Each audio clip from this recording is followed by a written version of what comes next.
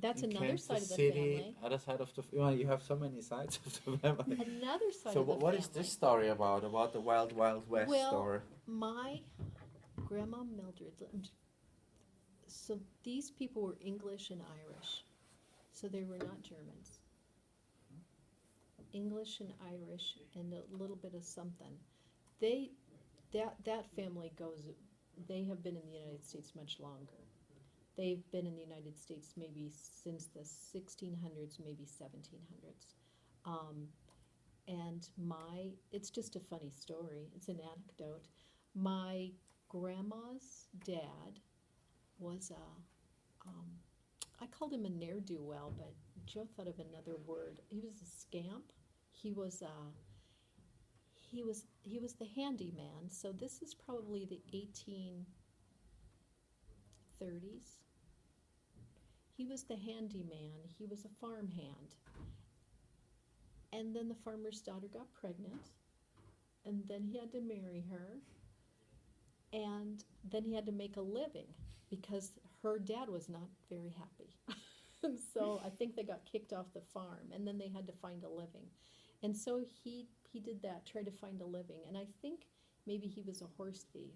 And then I think he collected some money, at least enough to start a business, and eventually he had a hotel in Kansas. And I think it was Hayes County, Kansas. Um, and what I've heard, and my mom would say, should we even talk about this? I think he had women upstairs, and what my aunt would say, I think he had women upstairs and Indians out the back door, which meant he was selling alcohol, because in those days you couldn't sell alcohol to Indians, especially in Kansas. Um, and there was abolitionists in the town, especially the women, and they had had a meeting, and one of the abolitionist women told her husband they were going to burn down the hotel. And so he told my great grandpa, and they loaded up the buckboard with all their possessions, including a platter I have at home, which is very pretty, because they'd run this hotel and they had some china and some things. The two kids and the china and the buckboard, and lit out of town because they did burn the hotel down. Oh my gosh. do you know The the name of abolitionists the did. hotel? I don't. I should.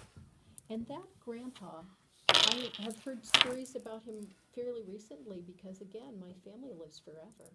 So my great aunt, my grandma's sister, was telling stories about her grandpa, who is this man, about what a silly, fun character he was. That he would sit on the floor with his legs crossed like this and then go around the floor and make all the grandchildren laugh. But her grandma, she said, was a battle axe.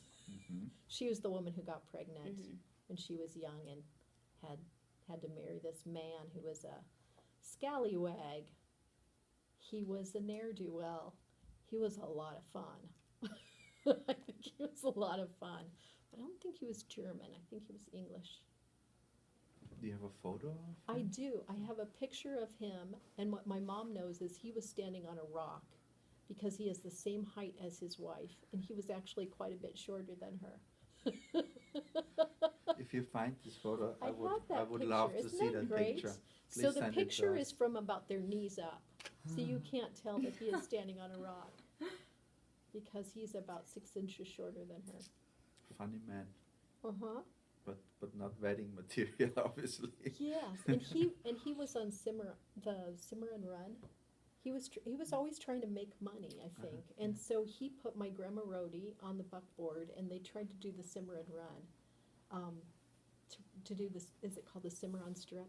They were trying to get some land, and my dad was actually talking about it yesterday. What they found was people had gone on early and staked flags with red fabric on it, which was, of course, what they weren't supposed to do. They were giving away the last of the Indian land. I'm sure we paid them well for it. I told Dad Sure. yesterday, I'm sure we had a potluck or something, right? I'm sure it was the last square of Indian territory in the panhandle of Oklahoma. And, am I right? And my great-great-grandpa was going to go get some land. So he put my Grandma Rhodey, who I remember.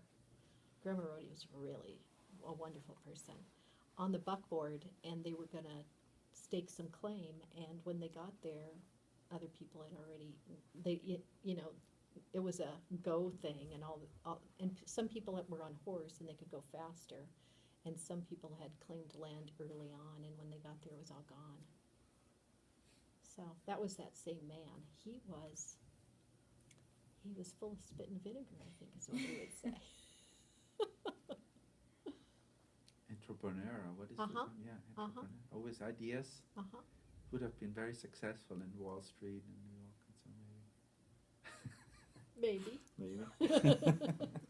This kind of Or guy. somebody yeah. would have put him in jail. Yeah. So I have the platter from the hotel, a couple platters from the hotel. That's the good thing about not leaving.